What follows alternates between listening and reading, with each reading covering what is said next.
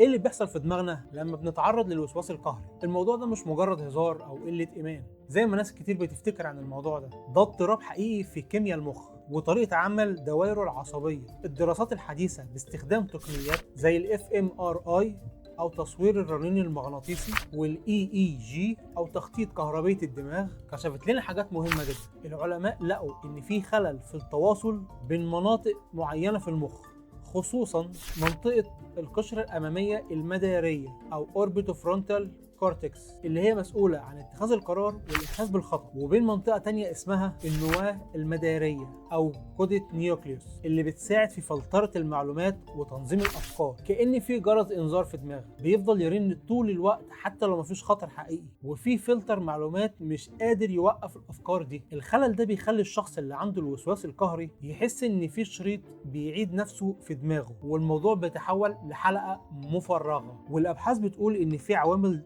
وراثية ممكن تلعب دور في الموضوع ده،